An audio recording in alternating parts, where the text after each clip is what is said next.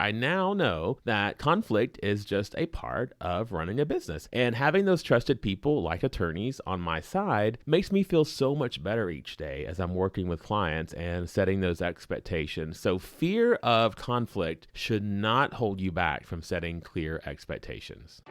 Welcome to the Designer Within podcast, the business-minded podcast created for interior designers and creatives by an interior designer and creative. Me. I know firsthand the challenges, but also the victories that can come with our careers, and I'm here to sip and spill the tea with you. It's time to dive deep within yourself and redesign your business and your life from the inside out. Together, we will uncover secrets and share valuable insights. So prepare for a truly transformative experience because it's time to unleash the designer within. Hello, everybody, and welcome to another episode of The Designer Within. I'm so happy to have you here. I love all the episodes, and I love all of the topics, but I really love this one too. So this one does not feel any different than the others as far as the love that I have for it. But the topic is the importance of setting expectations. And I will tell you, as an interior designer, setting clear and realistic expectations with our clients is so crucial to ensuring a successful working relationship and project outcome. And really, honestly, no matter what type of business you're in, setting clear and realistic expectations with your clients is so important. And if I could pinpoint one thing about my company and frankly, my personal interactions in life, that has set me up for successful outcomes in so many different situations, I would have to say that setting expectations was probably number one. And as I looked into my own company and ways in which projects turned out well and sometimes not so well, setting expectations was usually the culprit and, of course, sometimes the hero. So I decided to share with you some of my experience in the world of expectations, and I'm going to do it in a three-part series. Why three parts, you might ask? Well, setting expectations hits home in several areas for anyone who works in or operates a business, so I wanted to dive deeper into specific categories of expectation setting for my own business, and I know you too can find some parallels in what you do within your own company and your own business, even if it's not interior design. Now, the other part of this is these are going to be what I'm going to call buzzworthy bites, or simply put, shorter episodes. Why do I have to give it a cute name? I have no idea, but I do.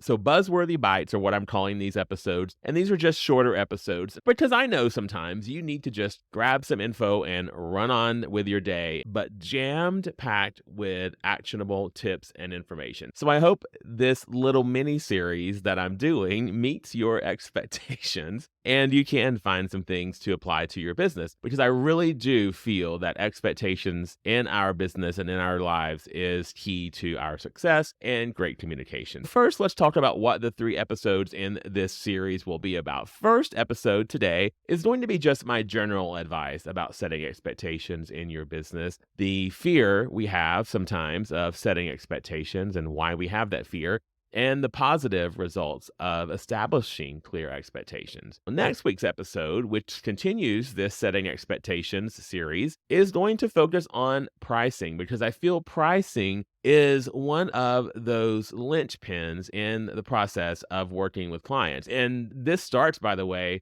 before a client signs and during the time that you present a proposal and an agreement and guidelines for working together. There's all kinds of things involved in that. So before we even get to the point of working together, there's all sort of expectations around pricing and around how you operate your company that I want to discuss in its own episode. Episode number 3 in 2 weeks will be the time frame and responsibilities episode of expectations. What is the realistic time frame for your project, for any changes on the project, for communication on the project, who is handling what aspects of the project, who is responsible for procurement, for instance, site management, order issues, receiving, all of those things. What is the expectations that you are setting around full responsibilities for the project that you are handling and possibly that you are managing, and the time frame for that? Are we setting realistic expectations? And if so, how are we doing that? And what possibly are we doing wrong that we could do better?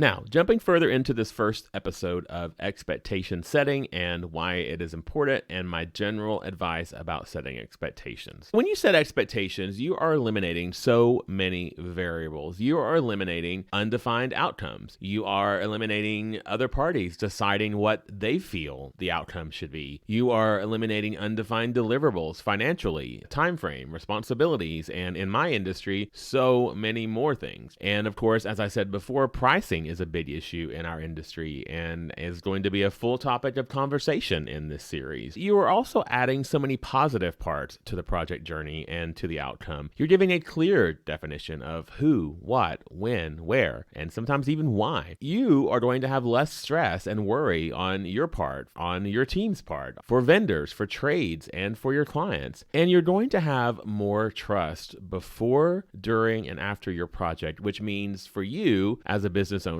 more referrals and more work from that client because they are going to trust you and refer more people to you and they will want to work with you again. Inside many industries are what we call people pleasers. Now, not all people pleasing is bad, but that's a topic for an entirely other episode. But for this instance, we will discuss the negative components of people pleasing as related to setting expectations. And by the way, remember, setting expectations is not a one-time event. You have to continuously communicate with your client throughout a project to keep them informed and to address any changes or concerns right away. Being transparent, being organized, and proactive in communication will just further help you establish a positive and productive working relationship with your clients as their interior designers. But first, why don't we set clear expectations? What is the holdup with setting those? Because I'll tell you, setting realistic expectations in business is crucial for many reasons. Realistic expectations are more achievable and attainable. When goals are set within reach, it motivates you and your employees to work towards them with a sense of purpose and excitement and enthusiasm. Also, setting and meeting these realistic expectations builds credibility and trust with customers and clients and other people involved in your company. It also demonstrates reliability and competence, which is so important for maintaining positive relationships. Unrealistic expectations may lead to short-term gains, but they can be detrimental to the long-term viability of your business. On the other hand, setting realistic expectations allows for this sort of sustainable growth and stability. Unrealistic expectations can also create undue pressure and stress on your employees and yourself, leading to burnout and decreased morale. Does that sound like something that might have happened to some of you? To me, it has. Realistic expectations provide a more accurate framework for decision making. They allow you to assess your progress objectively because you've set realistic expectations, and it allows you to adjust those as needed. You can change your strategies to stay on track. Unrealistic expectations are more likely to lead to disappointment if they cannot be met. This disappointment can have a negative impact on the team and your organization as a whole. Realistic expectations, however, lead to more accurate promises to your customers and clients. They ensure that products or services are delivered as expected, and this only enhances your client satisfaction and also reduces the likelihood of complaints or negative feedback online or to other people. By setting and meeting realistic expectations all the time, or as consistently as you can, a business can gain a big competitive advantage over competitors who may overpromise yet underdeliver. I hate overpromising and underdelivering. The challenge of setting expectations is also something that I want to address because setting clear expectations can be challenging for a lot of reasons, and these challenges may stem from different fears and concerns, and they might just be the way that you've always operated personally and in business. But I've compiled some common fears that might prevent people from setting clear expectations. First of all, fear of conflict. Some of you might avoid setting clear expectations for fear that it could lead to conflict or disagreements with others. You may prefer to maintain harmony and avoid potential confrontations. And if we're honest, most of us hate confrontation. We build it up in our mind as something much bigger than it actually is, that mountain out of a molehill thing. And I used to be very afraid of even discussing confrontational ideas or potential confrontational moments, even to the point of being fearful of discussing avoiding potential lawsuits or utilizing attorneys in my company. But I can tell you, I do not do that anymore. I now know that conflict is just a part of running a business. And having those trusted people like attorneys on my side makes me feel so much better each day as I'm working with clients and setting those expectations. So fear of conflict should not hold you back from setting clear expectations. Maybe you have a fear of disappointment. Maybe you hesitate to set clear expectations because you are afraid of disappointing others or being disappointed in yourself if the expectations are met. How about fear of accountability? When clear expectations are set, there is a higher level of accountability. You're having to reach this new level of expectations. And some of us might be afraid of being accountable for our actions or for the outcomes. What about fear of failure? Right? Setting clear expectations implies a standard for success, and some of us may avoid this to shield ourselves from the fear of failure or not meeting those standards. What about fear of rejection? You might avoid setting clear expectations because you fear that others might reject you or criticize you if the expectations seem too demanding or unrealistic. For instance, the fear of a client not signing or approving. I see it all the time with contractors who are afraid that they might lose a project, so they bid low on a project, or they underestimate their allowances for products on their project, and they get the project and then suddenly they have lots of change orders and the prices increase for the clients. They get the job, but they did not set clear expectations and realistic expectations for their own clients, and then they end up disappointing their clients because they're having to raise the prices or do lots of change orders later. I don't agree with that. Fear of change is another one. Fear of change can prevent us from communicating our expectations clearly as well. Fear of being perceived as controlling, which could strain relationships. Fear of commitment. Clear expectations create a sense of commitment to a goal or task. Some of us might fear committing to something because it feels overwhelming or daunting. Setting clear expectations can also perhaps make you feel vulnerable because you are being very clear and very explicit about what you are asking for and what the outcome is going to be. But overcoming these fears and learning to communicate clear expectations effectively is crucial for fostering healthy relationships, enhancing your productivity, and achieving success in all parts of life. Now that we've talked about the fear of setting expectations and maybe why we choose to shy away from doing so, let's talk about the basics of setting expectations before we dive into some specifics of our industry. The list I'm about to share with you also could apply to any business or just to life in general. First of all, be specific when you're setting expectations. Avoid vague language and provide really precise details about what you expect. Ambiguous statements can lead to misunderstandings and misinterpretations. Communicate clearly and directly. Use straightforward language. Avoid jargon or complex terms that could be confusing. Simply put, clearly state what you need or what you want. Next, be realistic. Set expectations that are achievable and within the realm of possibility. Setting unrealistic goals can lead to frustration and disappointment. I don't care how excited you are or how exciting the outcome could be. If it is unrealistic, it is not going to make you look good in any setting. Ensure mutual understanding. I want you to encourage feedback and questions to confirm that everybody involved understands the expectations. Have them sign off on it. Just make sure that the person that you're speaking with understands what you are speaking to them about, because misunderstandings can be avoided simply just by an open dialogue and an open conversation. Establish a timeline. We're going to talk more about this on the upcoming episode, but define a reasonable timeline for achieving the expectations. Prioritize. If you have multiple expectations, rank them in the order of importance. This helps others understand what matters most and where to focus their efforts. So if you have a team of people, if you have vendors around you, rank the expectations in the level of importance so that everybody is on the same page with what needs to be accomplished and when that needs to be accomplished. And whenever possible, put your expectations in writing. I am a firm believer in this. This provides a reference point and reduces the likelihood of forgetting something or misremembering details. My husband works in human resources, and one of the things that he's taught me is always document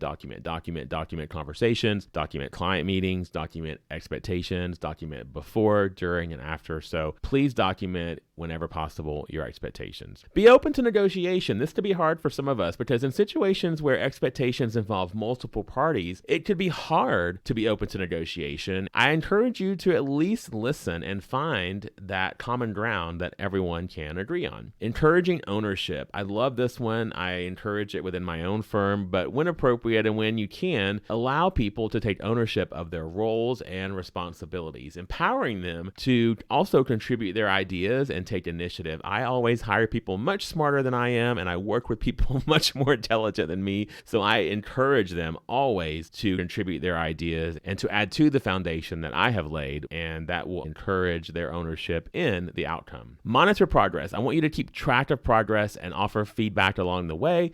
Regular check-ins can help address challenges early on and ensure that everybody is aligning with those expectations. Of course, this podcast is directed to interior designers and creatives, but I'm hoping you all have seen that setting expectations does not fall into one category or one industry. However, that being said, I do want to touch on some of the specific categories where setting expectations are important in the interior design industry and in lots of creative industries. First of all, the discovery call and the initial consultation with the client. I want you to listen actively to what their needs are, what their preferences are, and the goals for the project. Take note of their investment preferences as well, a timeline if they've mentioned it, and any specific requirements that they have in mind. So use your discovery call and the initial consultation as fact finding so that you can set clear expectations later on. Again, this will be our full episode on all of this next week. Clearly define the scope of work for the project, including very specific details of what rooms and spaces that you will be working on with your client. Outline what services you will provide, such as space planning or concept development, material selection, procurement, project fulfillment, project management, whatever you're doing, outline that, and also discuss what is not included into your services to avoid any misunderstandings later on. Investment discussions, we're going to talk about that in a future episode, but be open and transparent about your investment expectations. Discuss all the costs involved, including your fees, potential material cost, and any additional expenses. Inform your client about the possibility of unforeseen expenses that may arise during the project. So in other words, give yourself a contingency amount on top of the approved investment. Timeline and deadlines. Again, another episode upcoming. Set a realistic timeline for your project, including milestones and deadlines. This is so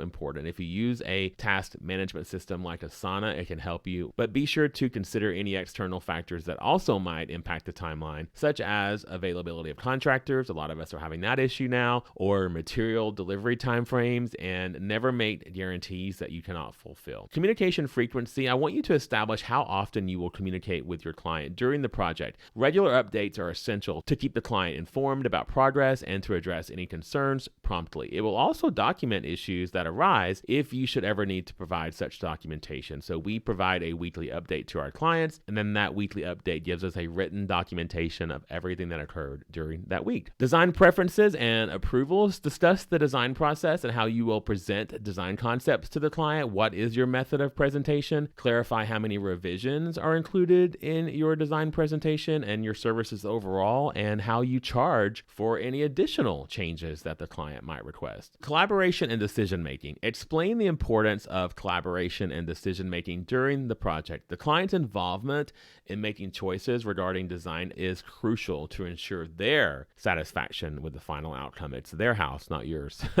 I love the word partnership when working with clients, and I use that term a lot, and I think that falls right in line with this collaboration and decision-making topic that we're discussing. Make it clear how you will handle changes or unexpected issues that may arise during the project, and address the possibility of additional cost or additional timeline adjustments for these significant changes, and let the client know exactly how you will invoice them for that if you will be invoicing them. Next, legal agreements. Of course, you've heard my first episode, my horrible situation where I did not have a written contract. I want you to have a written contract that outlines all of the discussed expectations. The more, the better, I feel. I'm not an attorney, but I do want you to have a written contract, and I want you to speak to your attorney about what you should include in there. But I feel you should include a scope of work, your fees, your payment schedule, and the responsibilities of both parties at minimum. A contract helps to make sure that you both are protected, and I let my clients know that this agreement is not just to protect me only, it is to protect both of us and to ensure that everybody is on the same page. And lastly, follow up. After any important discussion, I want you to send a summary email that outlines the key points of your discussion. Anything that you discuss that's important, anything that could change the course of the project, or any sort of issues that arise KPIs, or anything at all that you feel is important to the final outcome of the project. Document that in an email or in a client portal or whatever situation you have to document that. This will serve as a reference point for both you and the client to refer back to. So there is our first episode on setting expectations and the importance of setting those. Setting realistic expectations in business is essential for maintaining your credibility, for managing all of your resources effectively,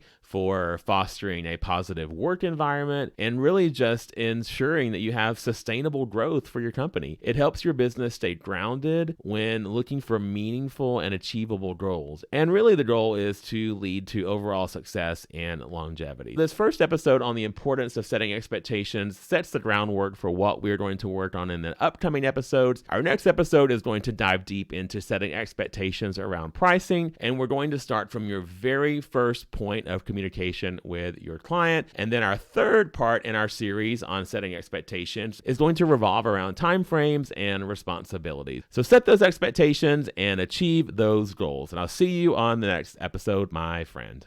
You have been listening to the Designer Within podcast. If you enjoyed this and other episodes, please subscribe to the podcast and give us a rating. We really appreciate it. For more information on how to transform your business, your life, and your home from the inside out, visit johnmcclain.co. That's John McClain, MCCLAIN.co. See you next time.